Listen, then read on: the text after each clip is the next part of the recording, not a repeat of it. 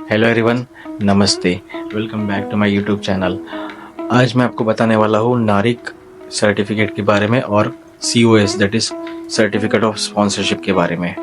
तो ये क्या सर्टिफिकेट है, ये कैसे मिलते हैं और ये किस काम आते हैं और इसे कैसे कैसे अप्लाई किया जाता है, इसके बारे में हम डिटेल में जानेंगे। तो हम पहले बात करने वाले हैं नारिक सर्टिफिकेट के बारे में। ये प्रूफ करता है कि आपका इंडिया में या फिर आप कोई भी other country, non UK country में आपका जो भी एजुकेशनल क्वालिफिकेशन हुआ है वो यूके के रिक्वायरमेंट, एकेडमिक क्वालिफिकेशन से मैच करता है। नारिक सर्टिफिकेट के बेसिस पे ही ये जस्टिफाई होता है कि आप यूके में काम करने के लिए एलिजिबल हो। To apply for NARIC certificate visit the website and there you will have to upload the documents. तो डॉक्यूमेंट्स में सबसे पहले आता है आपके पूरे एकेडमिक क्वालिफिकेशंस की मार्कशीट। सेकंड आता है आपका MOI, मीडियम ऑफ इंस्ट्रक्शंस। फिर थर्ड चीज आती है आपका एकेडमिक ट्रांसक्रिप्ट। अगर कोई डॉक्यूमेंट हमने किसी और लैंग्वेज में प्राप्त किया हो, हमें उस डॉक्यूमेंट को पहले ट्रांसलेट करवाना होगा और वो ट्रांसलेटेड डॉक्यूमेंट हमें नारिक के लिए अप्लाई करना होता है। अब ये नारिक अप्लाई जब करते हैं तो हमें फिर फीस भी पे करनी होती है। तो उसका स्टैंडर्ड चार्जेस है 39 to 70 पाउंड का। और अगर हम फास्ट ट्रैक करवाना चाहते हैं इसे तो हमें 141 to 161 पे करना होता है पाउंड। जब हम इतना पे कर देते हैं और डॉक्यूमेंट सब वैलिड होते हैं, फिर ये जो एजेंसी होती है यूके में, वो एजेंसी उस सारे डॉक्यूमेंट्स को वैलिडेट करती है, यूनिवर्सिटी से कांटेक्ट करके सारी चीज़ें प्रॉपरली वेरीफाई होती है। और अगर आपने फास्ट ट्रैक लिया होगा तो ये फास्ट ट्रैक तरीके से काम करेगा, बहुत जल्दी वेरीफाई होकर आपको नारिक सर्टिफिकेट के बारे में कंफर्मेशन आ जाएगा, आपको स्टेटस अपडेट हो जाएगा आपकी वेबसाइट पे। आपकी वेबसाइट पे जब प्रोफाइल बनती है तो आपको वहाँ पे स्टेटस भी दिखता है, तो वहाँ पे आपको पता चलेगा कि आपका अभी क्या स्टेटस है। तो अगर आपके डॉक्यूमेंट में या फिर किसी चीज़ में कोई गड़बड़ी ना हो और पॉजिटिवली सब कुछ सही चला है, हैप्पी पाथ, तो आपको सर्टिफिकेट बहुत जल्द मिल जाएगा। अब ये सर्टिफिकेट प्राप्त करने के बाद में हमें नेक्स्ट सर्टिफिकेट की बात करेंगे, COS की, सर्टिफिकेट ऑफ स्पॉन्सरशिप। ये एक सर्टिफिकेट है जो आपको यूके का एम्प्लॉयर प्रोवाइड करेगा और जो वो बाउंड रहेगा कि यूके में एम्प्लॉयमेंट जिस तरीके से होता है उस तरीके से ही आपको बुलाया जाएगा और आपको उसी तरीके का काम करने के लिए बताया जाएगा।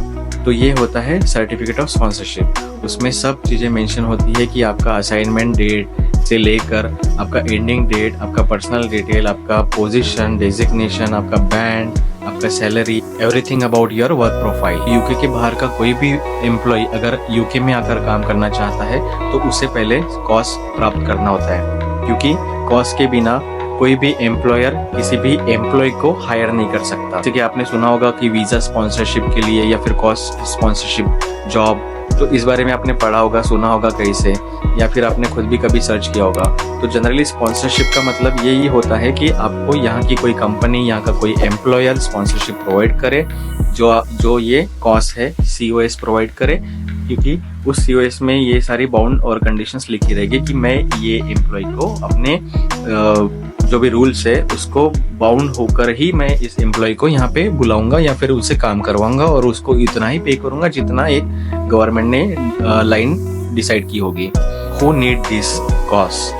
Skilled worker who are going to apply as a skilled worker, senior or specialist worker. So all these kind of people need this COS. अब हम जानेंगे कि ये COS काम कैसे करता है। तो सबसे पहले एम्प्लॉय जॉब अप्लाई करता है, एम्प्लॉयर उसको इंटरव्यू करता है, फिर एम्प्लॉय की जो भी स्किल्स है वो अगर एम्प्लॉयर के प्रोफाइल से मैच करती है, then employer will think and decide about that hiring that particular employ. फिर उस पर्टिकुलर एम्प्लॉय के सारी इन्फॉर्मेशन कलेक्ट करके COS जनरेट किया जाता है। वो COS का एक पर्टिकुलर नंबर होता है, जो COS नंबर एम्प्लॉय को मिलने के बाद में वो एम्प्लॉय अपने वीज़ा के लिए अप्लाई कर सकता है, जो कि स्किल्ड वर्कर वीज़ा रहेगा। और उस वीज़ा के लिए ही हमें ये COS सर्टिफिकेट की ज़रूरत होती है। एक बार किसी एम्प्लॉयर ने अगर किसी एम्प्लॉय को COS इशू किया तो वो कम से कम 6 महीने के लिए या फिर ज़्यादा से ज़्यादा 5 साल के लिए ही एलिजिबल होता है COS। अब ये COS के लिए कौन पेमेंट करता है, ये आती है सबसे बड़ी दिक्कत वाली बात। तो ऑब्वियसली बात है, एम्प्लॉयर ही पे करेगा। प्रोसेसिंग होने में कितना टाइम लगता है, तो उसका ये जवाब है कि अगर ऑफिशियली और प्रॉपर तरीके से हो तो 1 दिन में भी काम हो जाता है, या फिर अगर कुछ अनडिफाइंड सिचुएशंस वगैरह अगर वहाँ पे आती है, then in that situation it may take 10 days. अब बात करते हैं डॉक्यूमेंट्स के बारे में कि कॉस्ट सर्टिफिकेट के लिए आपको क्या क्या डॉक्यूमेंट्स लगने वाले हैं। तो कॉस्ट सर्टिफिकेट के लिए सबसे पहले चाहिए होता है कॉस्ट का एप्लीकेशन फॉर्म, जो कि आपको एम्प्लॉयर ही देगा। फिर बाद में आपके एकेडमिक क्वालिफिकेशंस के डॉक्यूमेंट, जिसमें आता है आपका NARIC certificate, personal ID, personal documents, employ का सीवी। यदि आप फैमिली के साथ में ट्रैवल करना चाहते हो और आपकी फैमिली भी आपके डिपेंडेंट है, जैसे कि वाइफ, बच्चे, उनके भी डॉक्यूमेंट्स यहाँ पे सबमिट करने होते हैं। मैरिज सर्टिफिकेट देना होता है, बेबी है आपके पास में उसका बर्थ सर्टिफिकेट देना होता है, उसके जो भी डॉक्यूमेंट्स यहाँ आपके पास में अवेलेबल है, जैसे कि आईडी, बैंक, वोटर प्रूफ, वो सारी चीजें आपको प्रूफ करके देना होता है। यहाँ की पॉलिसी बहुत ज़्यादा स्ट्रिक्ट है, तो आपको सारे डॉक्यूमेंट्स का ध्यान रखना होता है कि वो सारे डॉक्यूमेंट्स इंग्लिश लैंग्वेज में हो। ये सारे डॉक्यूमेंट्स ज़रूरी होते हैं कॉस्ट सर्टिफिकेट अप्लाई करने के लिए। अब जैसे ही आपने सारे डॉक्यूमेंट्स प्रोवाइड किए, एम्प्लॉयर आपकी प्रोसेसिंग करेगा, और ये आपके ऊपर डिपेंड करता है कि आप ये सारे डॉक्यूमेंट्स कितनी जल्दी एम्प्लॉयर्स को प्रोवाइड करते हैं, ताकि वो ये प्रोसेस करने के लिए भी जल्दी करे। और मोस्ट प्रोबेबली आपको 10 से 15 दिन के भीतर ही आपको आपका कॉस्ट मिल जाता है, यदि सब कुछ सही रहा तो। So finally you got the cost certificate. Now you can proceed for applying your visa, skilled worker visa, super and specialist worker visa, anything. आज हमने जाना नारिक और कॉस्ट सर्टिफिकेट के बारे में। मुझसे जितना हो सका मैंने आपको इन्फॉर्मेशन शेयर की। यदि मैं कुछ पॉइंट मिस कर गया हूँ या आपको इसके बारे में और भी कुछ डिटेल में जानना है, तो मुझे कमेंट सेक्शन में ज़रूर बताएं। अगर आपको वीडियो आज की अच्छी लगी हो, इन्फॉर्मेटिव लगी हो, तो कृपया इसको लाइक करें।